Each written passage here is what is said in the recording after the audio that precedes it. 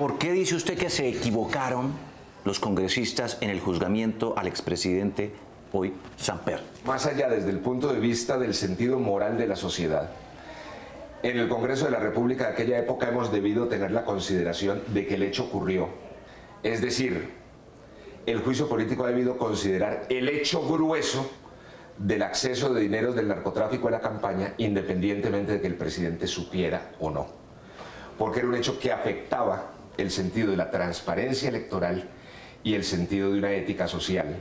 ¿Fue inmoral del Congreso, entonces, bajo esa Yo creo que óptica? sí, yo creo que sí hubo una decisión que tuvo fallas morales.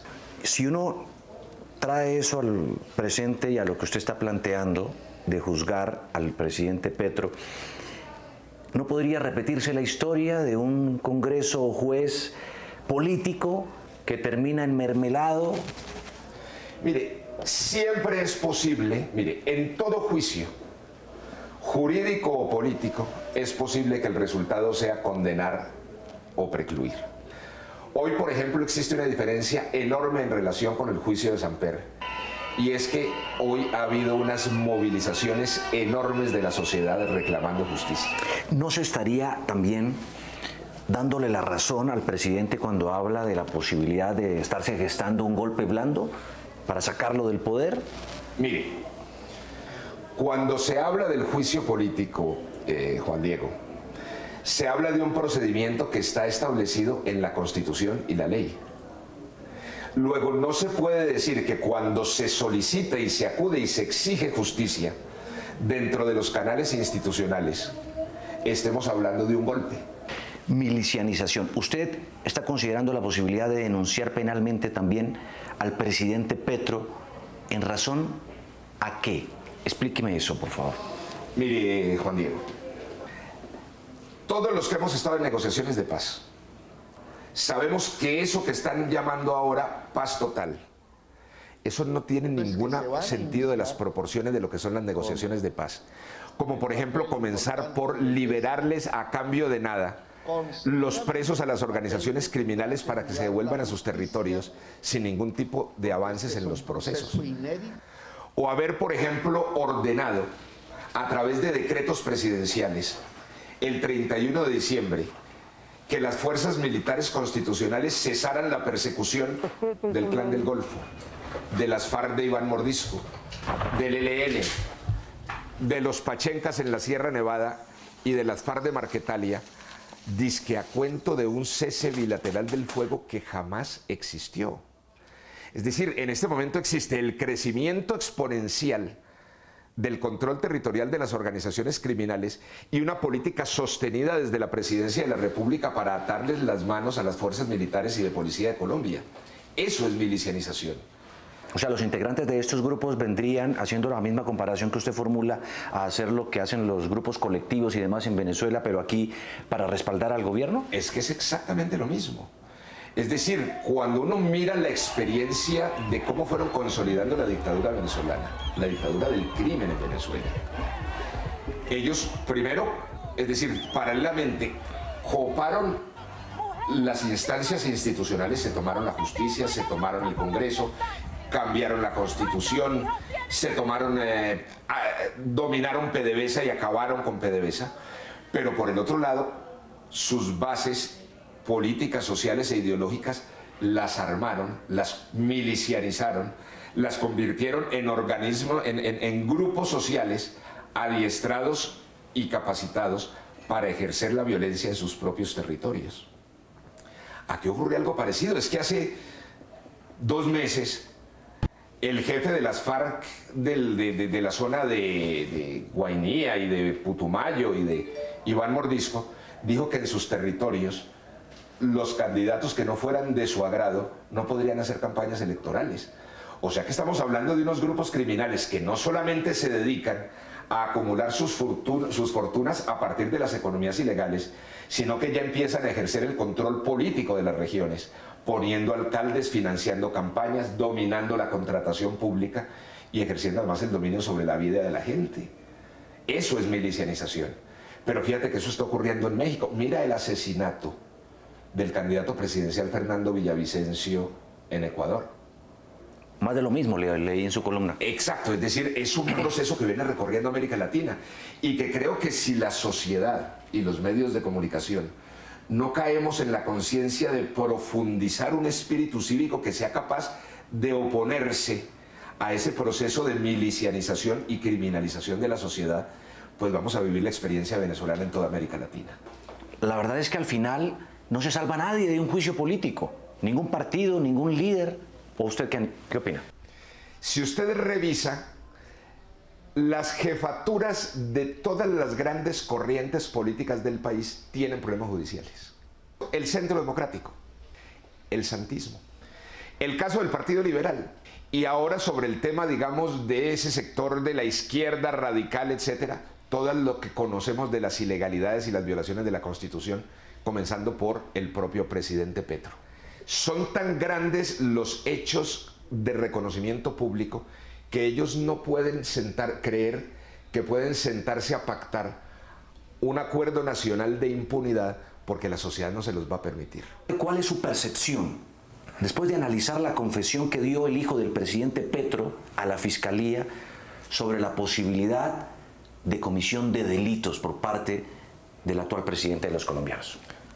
Creo que la sociedad y el debate público deben trascender el marco telenovelesco de lo ocurrido con Nicolás Petro para entrar a hacer un análisis juicioso de lo que ocurre desde el punto de vista de la Constitución y desde el punto de vista de la ley. La legislación colombiana respecto de lo electoral particularmente deriva en el campo penal en 3 delitos específicos. La violación de los topes de los gastos electorales de una campaña son un delito. Hay otra conducta que es la de la financiación ilegal de las campañas electorales, que es cuando hay dineros provenientes de la ilegalidad, del crimen, que entran en las campañas electorales. Sobre esos dos ha habido un debate público, es decir, en las declaraciones de Nicolás Petro hay evidencias de que hubo superación, violación de topes. Ha habido elementos de sospechas y de señalamientos de ingresos de dineros provenientes de organizaciones criminales. Pero no se ha hablado del tercer delito que deriva del tema electoral, que es el delito del ocultamiento de los financiadores de las campañas. ¿Y hay un caso de ocultamiento aquí? Mire, leamos el artículo. Se llama omisión de información del aportante. Y en este caso concreto, mire, los medios de comunicación han mostrado, han descubierto a partes de las declaraciones de Nicolás Petro a la Fiscalía, en los que habla de un aportante, un señor Euclides Torres, gran aportante de la campaña, que financió varios actos y eventos de la campaña, que los pagaba en efectivo para no reportarlos. Eso es un delito. Eso está en manos de la Fiscalía en razón a la investigación contra el hijo del presidente Gustavo Petro. ¿Quién debe juzgar, investigar y fallar sobre el caso o la conducta del presidente? En eso la Constitución es absolutamente clara, Juan Diego. Y es los juzgamientos que tienen que ver con el presidente de la República deben recorrer el camino de la Comisión de Acusaciones, la Cámara de Representantes y el Senado de la República. La Fiscalía debe trasladar las pruebas, es decir, trasladar esas declaraciones y esas pruebas a la Comisión de Acusaciones. ¿Quién puede creer que exista una comisión de investigación y acusación de políticos para juzgar a un político? Todos tenemos esa preocupación. Es decir, para los colombianos no es ningún secreto el tema de la corrupción gigantesca que rueda entre los congresistas en el Congreso de la República.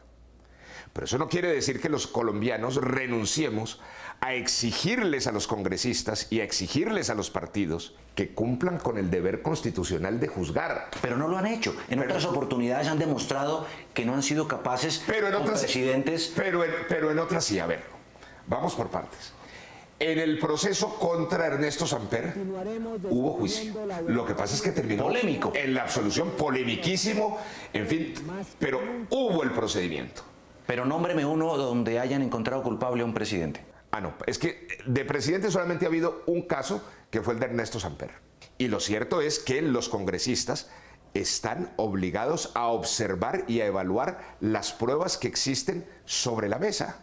Sí, pero y sobre eso tienen que obrar. Fueron supremamente evidentes y terminó esta comisión absorbiendo. Por eso, pero en aquella época hubo... son políticos los que están juzgando al presidente. Yo entiendo exactamente, ¿no es cierto?, todos los cuestionamientos y las dudas. ¿Usted en ese momento era congresista cuando yo era en ese momento. ¿Y lo absolvió? En ese momento yo voté la absolución de Samper, ¿no es cierto? Y lo cierto es que el juicio se dio. Enorme controversia, ¿no es cierto? Yo creo además que el país se equivocó. O sea, ¿usted sí cree que era inocente Samper o hoy dice no? No, yo creo hoy que nos equivocamos absolviendo Samper. O sea, sí era culpable. Sí, es decir, yo creo que el juicio político es un juicio político que contempla elementos jurídicos y no jurídicos. Yo creo que nos equivocamos absolviendo Samper en aquella época. ¿Y por qué? ¿Por qué se equivocó el Congreso? Uno, había dudas sobre las pruebas, ¿no es cierto? Y creo que hubo consideraciones políticas que no eran pertinentes. ¿Cuáles? Espérate un momentico. Cortemos. Cortemos un segundito. ¿Por qué? Cortemos un segundito. Déjame un poco reflexionar sobre el tema. Ok. ¿Sí se puede cortar? Sí, pero seguimos en la línea. Sí, seguimos en la línea, pero déjame un segundito. Déjame, porque nunca había planteado, ¿no es cierto?, ese ejercicio. Y sí me parece importante ordenarlo y decirle al país dónde estuvo el error del juzgamiento Samper. Retomándolo. Dame un segundito. Ok. A ver. Miremos. Espérate. Hagamos un paralelo entre el juicio de Samper y el juicio de Petro. ¿De acuerdo? Con la diferenciación de que, pues, a Samper se le absolvió y usted hizo parte de quienes votaron para absolverlo. Exacto. Y a Petro, pues, todavía no se le ha, digamos, enjuiciado, diga. Exacto. Y las pruebas que se discutían con Samper comenzaban por discutirse si eran delito o no, porque en aquella época no había normatividad de ilegalidades frente a la financiación ilegal de la campaña, ¿no es cierto? Pero por lo que se le juzgó es el ingreso de dineros sucios del narcotráfico. Que no era delito. Entonces, ¿sí era culpable Samper? Es decir, la campaña electoral sí fue penetrada por recursos del narcotráfico. En los términos de la legislación de hoy, sí.